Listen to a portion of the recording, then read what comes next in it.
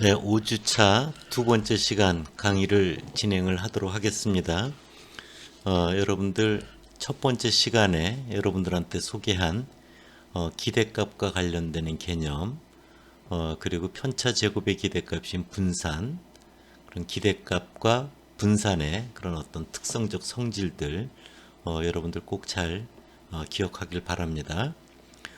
두 번째 시간은 여러분들 이제 확률 분포와 관련돼서 여러분들에게 이제 본격적으로 이제 시작을 하려고 합니다. 여러분들이 조금 여기서부터 어렵게 느낄 수도 있는데 제가 아주 찬찬히 설명을 할 테니까 여러분들이 잘 집중해서 들어서 잘 소화가 될 수 있기를 바랍니다. 자, 슬라이드를 넘길게요. 먼저 여러분들 그 확률 변수와 분포 함수에서 이제 확률 분포, 우리가 확률 분포를 왜 배우느냐 하면은 자료가 어떻게 분산돼서 포진되어 있는지 알아야 제대로 우리가 짐작을 해낼 수가 있다. 그런 표현을 여러분들 썼어요. 그래서 이제 분포를 배운다. 이런 이야기를 여러분들한테 했는데요.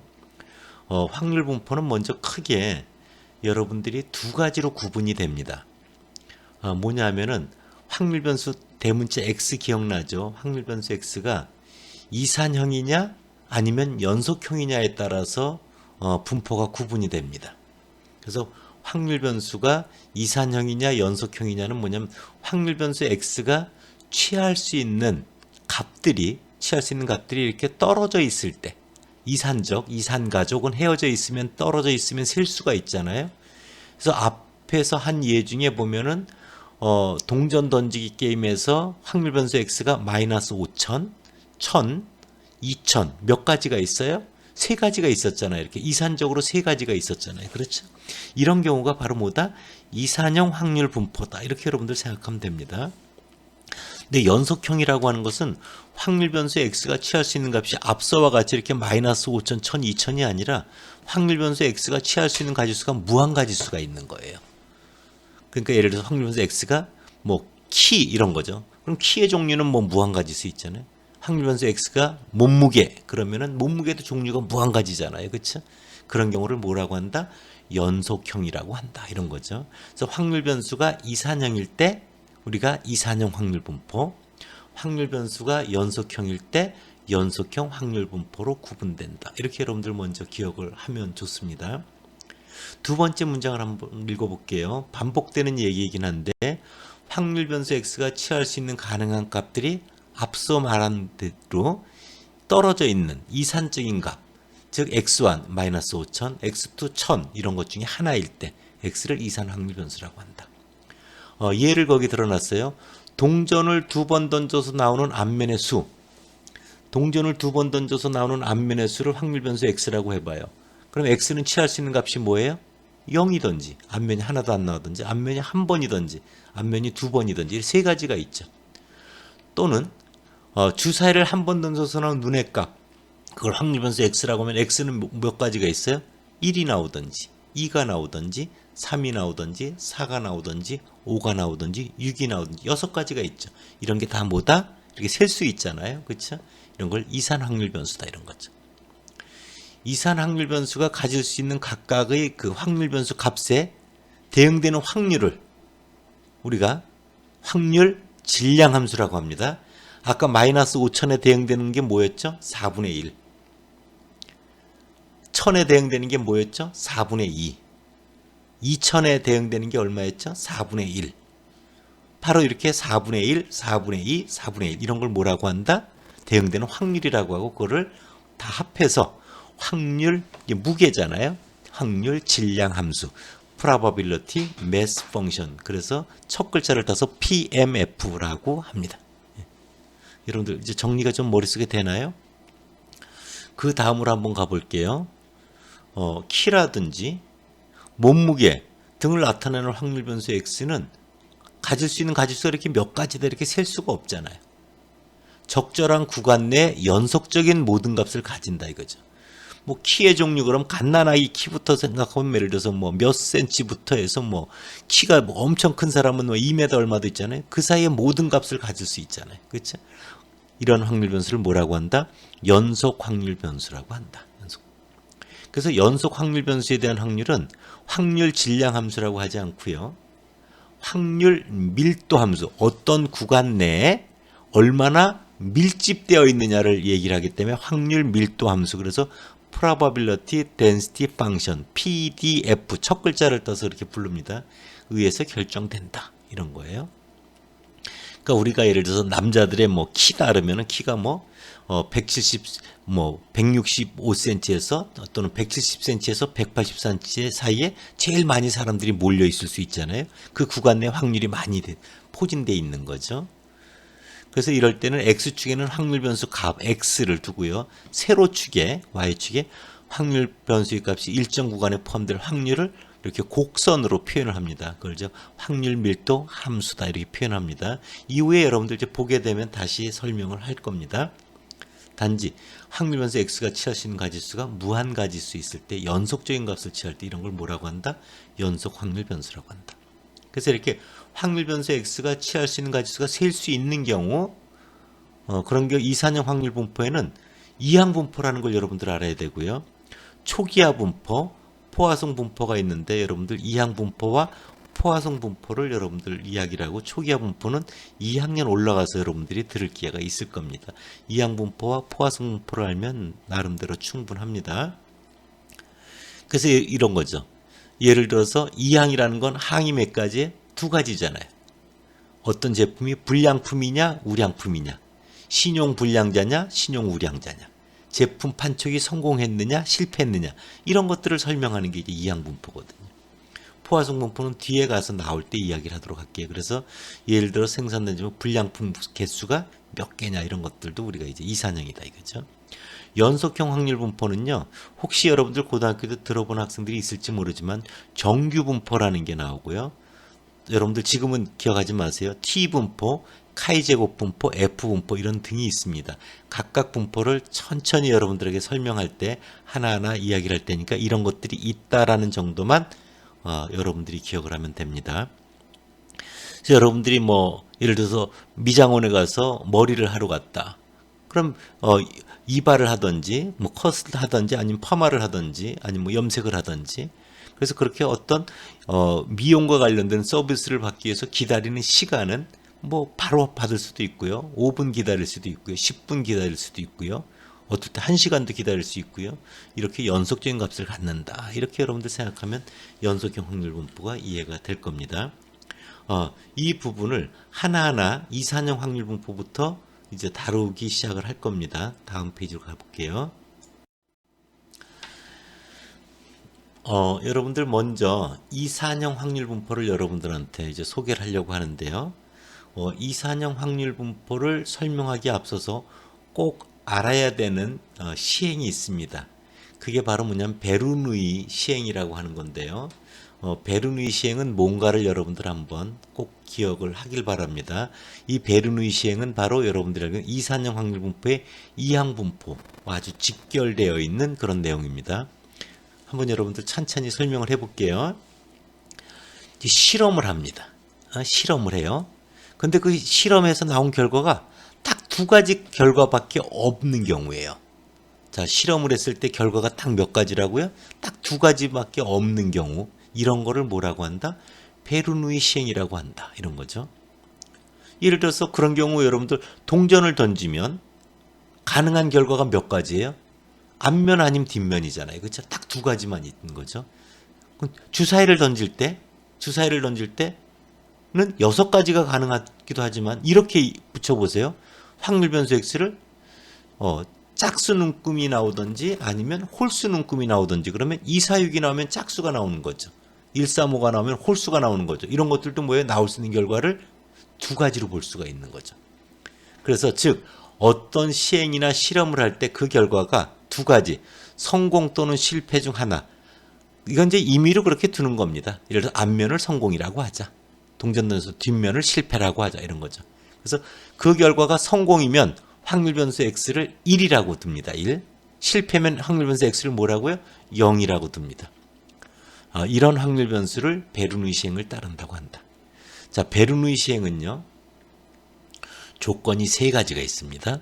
자, 베르누이 시행은 조건이 세 가지가 있습니다.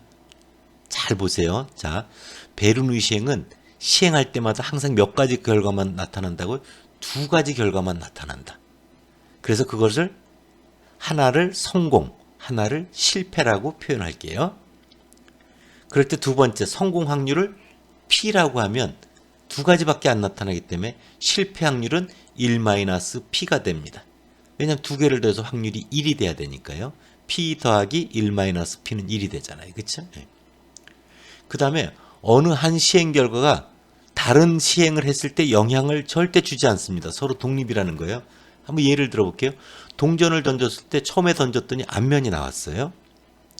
그 결과가 두 번째 동전을 던졌을 때 뒷면이 나오는 확률은 역시 2분의 1이잖아요. 그거에 영향을 줘야 안 줘요? 안 주잖아요. 그렇죠? 네. 그런 경우를 서로 독립이라고 합니다. 자, 베르누이 시행을 다시 한번 정리할게요.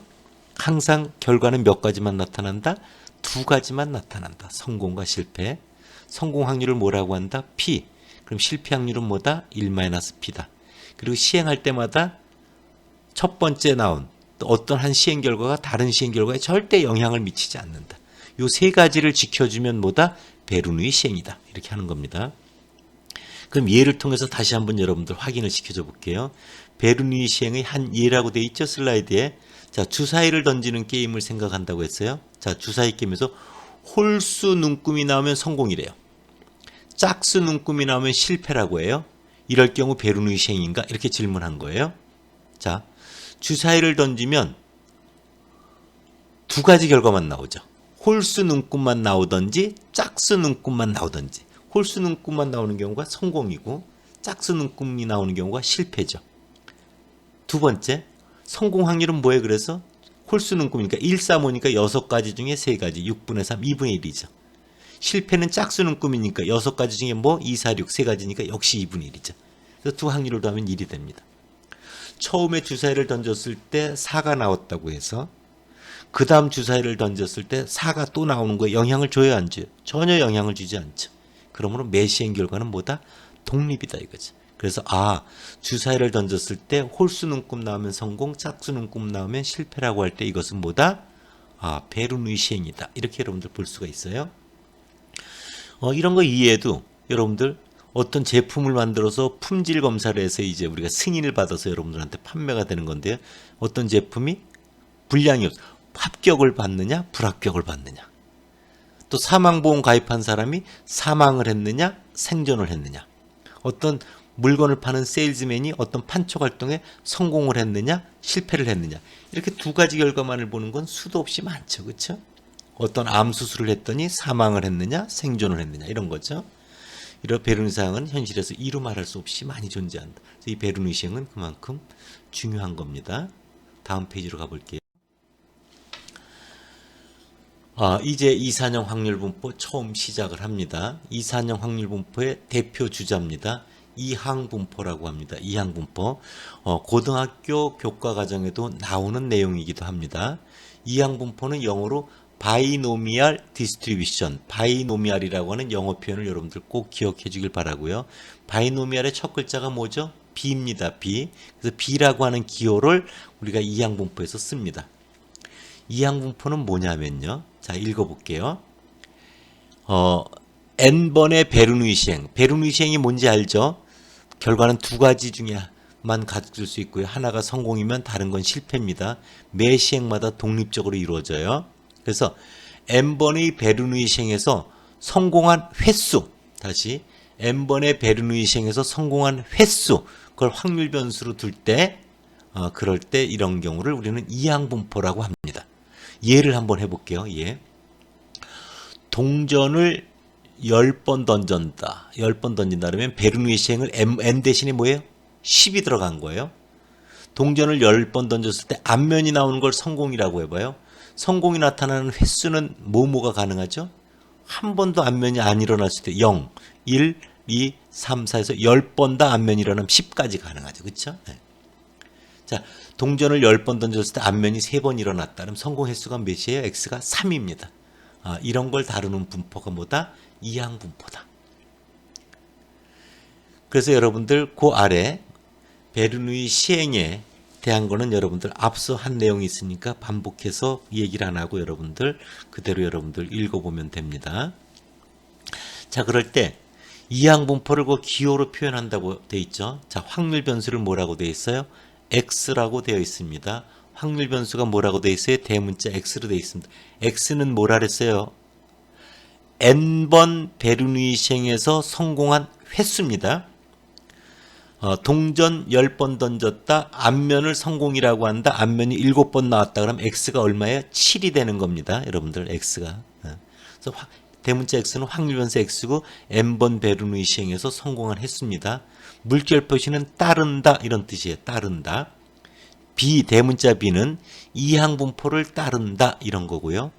가로 열고 n, p라고 돼 있죠. n이 바로 던진 총 시행 횟수입니다. 동전을 10번 던졌다면 n이 뭐가 들어가요? 11에 들어가는 겁니다. 그 옆에 p라고 하는 건 매 시행 시 성공 확률이에요. 동전을 10번 던졌다. 앞면이 일어난 걸 성공이라고 했다. 그럼 앞면이 일어날 확률 p는 얼마예요? 2분의 1 이렇게 되는 겁니다. 그래서 확률 변수 x는 물결 표시 따른다. b 이항분포를 따른다. 가로 열고 시행 횟수가 n이고 매 시행 시 성공 확률이 p인 이항분포를 따른다. 이렇게 여러분들 표현하는 겁니다. 그럴 때 여러분들 보면은 대문자 px라고 나와 있잖아요. px라고 하는 건 뭐냐면요. 10번 동전을 던졌을 때 4번 앞면이 일어날 확률 이런 거를 이제 구하는 거예요. 10번 던졌을 때 7번 앞면이 일어날 확률 이런 걸 구하는 거예요. 10번 던졌을 때 한 번 앞면이 일어날 확률 이런 걸 구할 수 있는 겁니다. 그래서 이항분포에서 확률을 구하는 계산입니다. 그럴 때 여러분들 큰 대가로 nx 대가로는 여러분들 고등학교 때 배운 조합에서 배운 ncx와 똑같습니다. ncx는 거기 슬라이드 우측에 보면요. n 팩토리얼 나누기 x 팩토리얼 가로 열고 n 마이너스 x 팩토리얼 이렇게 표현하는 거죠. ncx n개 중에 x개를 뽑았다 이런 거죠. n개 중에 x개를 뽑았다 이런 거죠. 그래서 여러분들 px는 n개 중에 x개, n개 중에 ncx 성공 p가 x개 일어나고 가로 열고 1-p 실패가 n-x개 일어난다 이런 뜻이에요. 그래서 x가 여러분들 보면 0 그러면 성공이 한 번도 안 일어난 거고 1 그러면 성공이 한 번 일어난 거고 대문자에는 성공이 n번 다 일어난 거예요. 한번 예를 들어 볼게요. 아파의 한 예를 가지고 해볼게요. x가 동전을 10번 던졌을 때 앞면이 일어난 횟수로 둘게요. 그러면 x는 따른다. b, n이 얼마? 10. 동전 10번 던졌으면 콤마. p는 앞면을 성공이라고 했으니까 p가 2분의 1이죠.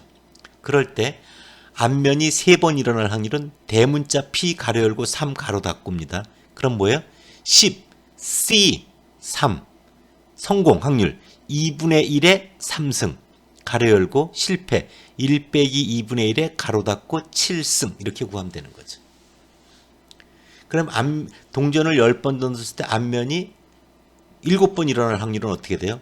대문자 p 가로 열고 7 가로 닫고가 되죠. 그래서 n이 10, x가 7이니까 10, c, 7 성공 2분의 1이 7승 1 빼기 2분의 1 실패가 셋 그러니까 10 빼기 7이니까 3승이 되잖아요. 이렇게 구하면 되는 겁니다.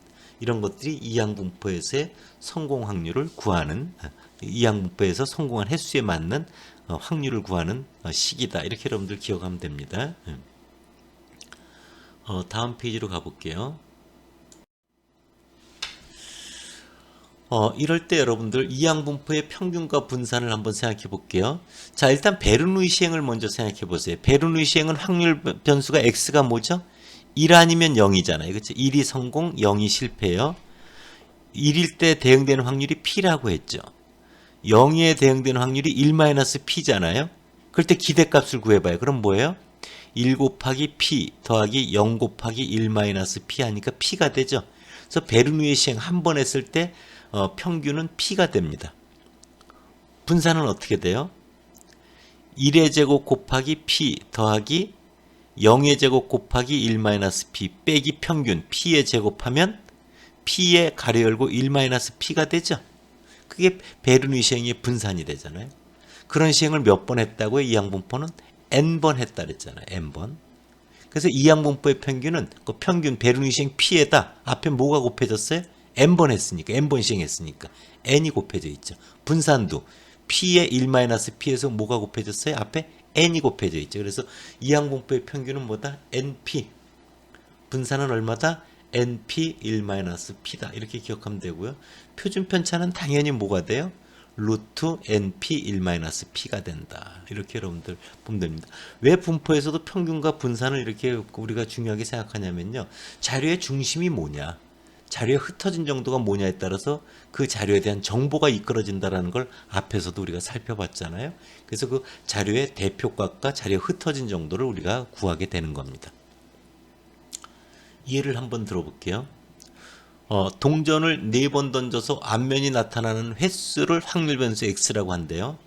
자, 동전을 던지는 시행은 앞면 아님 뒷면 두 가지 결과만 나오죠. 앞면이 일어날 확률은 성공 확률은 2분의 1이죠. 실패 뒷면이 일어날 확률 1 빼기 2분의 1, 2분의 1이죠. 역시 동전을 던질 때 매 시행마다 앞에 앞면이 나왔다 해서 두 번째 또 앞면이 나오는 건 아니죠. 서로 영향을 주고받지 않습니다. 독립입니다. 그래서 베르누이의 시행이구나. 베르누이 시행 중에 베르누이 시행을 몇 번 했다? 동전을 4번 던졌으니까 4번 시행했다 이거죠. 그래서 여러분들 x는 그런 시행했을 때 앞면이 나타난 횟수를 성공하니까 x는 따른다. 대문자 b 이항분포를 가려고 시행 횟수는 몇? 4, p는 얼마 성공 확률은 2분의 1을 따른다. 이렇게 우리가 이해할 수가 있는 거죠. 근데 이항분포의 평균은 뭐라고요? np. 그래서 n이 얼마? 4. p가 얼마? 2분의 1. 그래서 2가 된 겁니다. 분산은 어떻게 돼요? np 1-p. 그래서 n이 얼마? 4. p가 얼마? 2분의 1. 1-p가 1 빼기 2분의 1 해서 1이 됩니다. 표준 편차는 분산에다 루트 씌우면 되죠. 그래서 1에다 루트를 씌우면 역시 1이 됩니다. 그래서 여러분들 이항분포의 자료가 이것이 이항분포를 따른다는 걸 알아야 되고, 이항분포의 확률 변수는 항상 뭐라고요?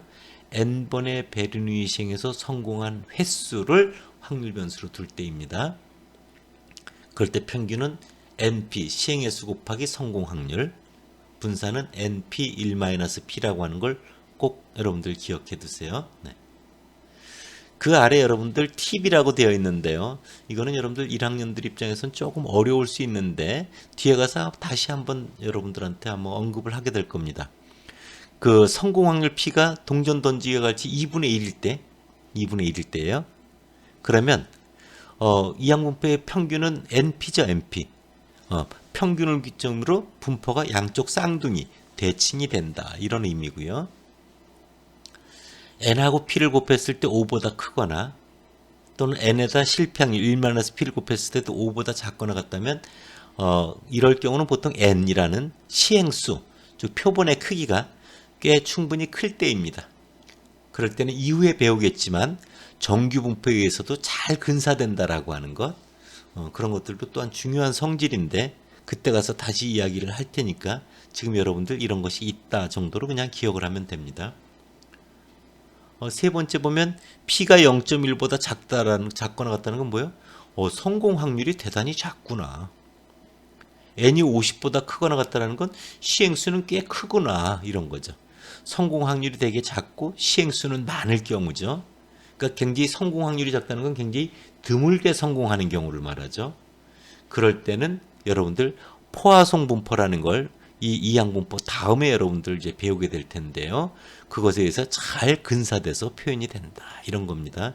이것은 포화송 분포를 설명할 때 다시 여러분들에게 설명을 하겠습니다. 그래서 포화송 분포는 포화송은 이제 사람 이름인데요. 이항분포의 4촌쯤 된다. 이항분포의 4촌쯤 된다. 이렇게 여러분들 생각하면 됩니다. 그래서 두 번째 시간은 여러분들이 제가 이산형 확률 분포와 연속형 확률 분포에 대해서 여러분들 설명을 했어요. 확률 변수 x가 취할 수 있는 가지수가 이산적인 값일 때 이산형 확률 분포다. 확률 변수 x가 연속형, 가지수를 셀 수 없는 거죠. 그럴 때 연속형 확률 분포가 된다. 그럴 때 먼저 이산형 확률 분포를 여러분들에게 소개를 하려고 하는데, 이산형 확률 분포의 첫 번째 이항 분포를 하기 위해서는 베르누이 시행을 알아야 된다. 그래서 베르누이 시행에 대해서 여러분들에게 설명을 했고요. 그 베르누이 시행을 n번 반복해서 성공한 횟수를 확률 변수로 두는 이항분포에 대한 설명을 여러분들에게 드린 겁니다. 네, 두 번째 시간을 마치겠습니다. 감사합니다.